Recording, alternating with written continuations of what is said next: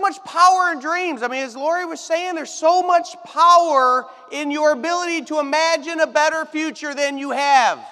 It doesn't take a brain scientist, it doesn't take a genius to see reality and point out the facts as they are today. Anybody with sight, anybody that can see what's going on can state that. Where genius comes in, where leadership comes in, where courage comes in, is when you can start using this brain, this beautiful instrument that God gave us, and start creating in our head a better future, because it's got to start here. So many of us, we look at the reality and we're like, and we get so caught up in what is, that we forget that we can, because we've been given this brain, we can start to create a better tomorrow. And you've got to believe that first.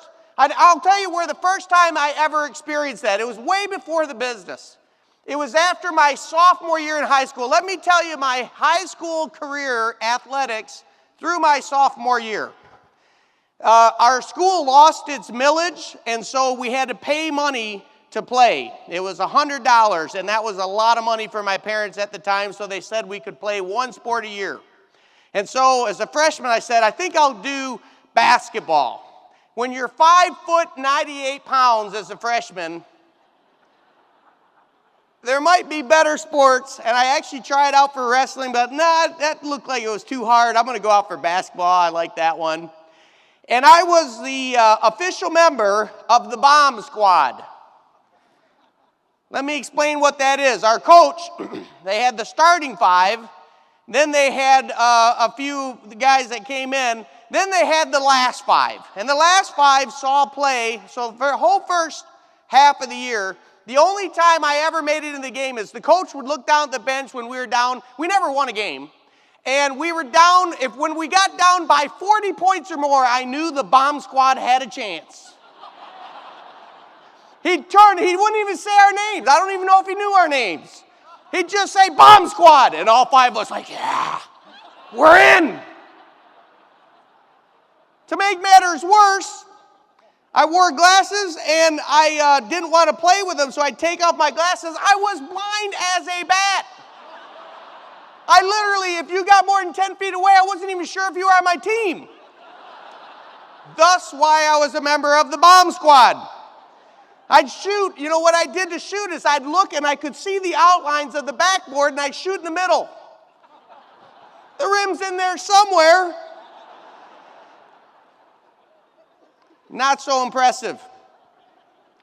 Sophomore year, I decided I better give up basketball. So my career in basketball was very short in high school.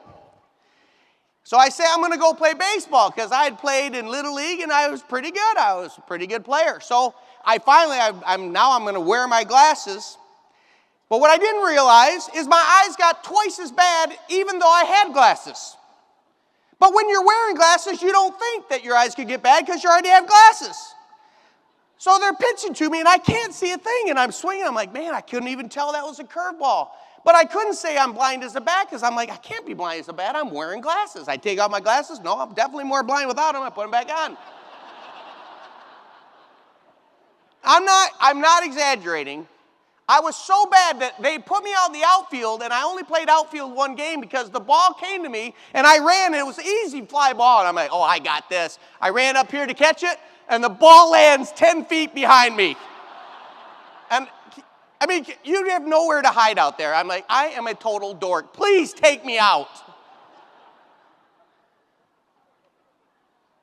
After the season, I go to the eye doctor, and they say, your eyes are way worse. And they fit me with contacts, and it was amazing. I could actually see.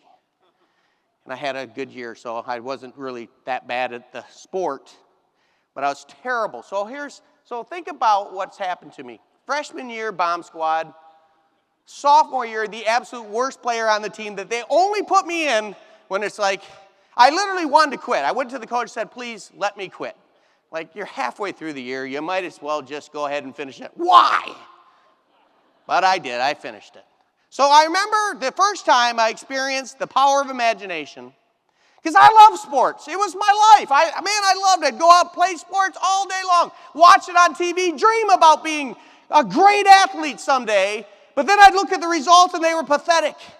And I remember walking in my bedroom thinking, I'm going to be something. I'm going to be great in athletics. And if I'm going to be great at athletics, I'm going to have to narrow my focus. I'm going to have to pick some sports and stick with them. And they lowered the cost to where it was $100 for all 3 sports. I'm going to play 3 sports, and I'm going to pick a sport, and I'm going to stay with it my junior year. And I don't care if I'm good or bad, I'm going to do it again my senior year. And for whatever reason, some summer going into my junior year, I set a goal. I said, I'm going to run cross country. I'm going to run track. Why did I do that? Because I had run 31 laps. Some of you probably heard that.